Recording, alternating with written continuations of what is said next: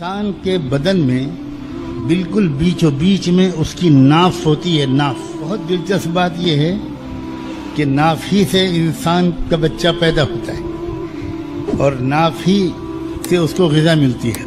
और नाफ एक ऐसी चीज़ है कि इंसान की मौत के बाद भी नाफ के अंदर रूह बाकी रहती है। बहुत पुरअसरार चीज़ है, बहुत पुरअसरार चीज़ है। सैकड़ों बीमारियों का इलाज सिर्फ नाफ में तेल डालने से होता है, सैकड़ों बीमारियों का। एक साहब थे जिनकी नसें सूख गई थी और प्लास्टिक सर्जनों के हाथ में वो पड़ गए थे। अल्लाह डॉक्टरों सर्जनों के हाथ में पड़ने से बचाए।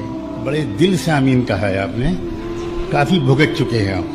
आमतौर पर इतने दिल से हर दुआ पर आमीन नहीं कहते लोग, लेकिन तजर्बेकार और सताए हुए मजलूमों का मजमा है। और उम्मीद है दो चार जालिम भी यहाँ बैठे होंगे और हमें तो हुक्म है कि जालिम की भी मदद करो। तो उनको किसी ने मशवरा दिया कि भाई ये सर से पैर तक कितनी नसों का ऑपरेशन कराओगे, क्या क्या करोगे, तुम नाफ में सिर्फ दिन में 2 बार या वो भी न कर सको तो रात में सोते वक्त तेल डाल दिया करो। तो पहल तो ज़रा ज़्यादा पढ़े लिखे काबिल आदमी थे तो बहुत मजाक उड़ाया उन्होंने कि नसों का मामला है, नाफ में तेल डालो, तो इससे बेहतर ये है कि आपके दिमाग में तेल डालो। उन्होंने कहा मैं अपने दिमाग में रोज़ाना 200 ग्राम तेल डलवा लूँगा, तुम अपनी नाफ में 15 ग्राम तेल डाल दिया। इतनी बात मान ली। और ये बिल्कुल ताज़ा तरीन वाक़या है, कुछ सालों पहले का।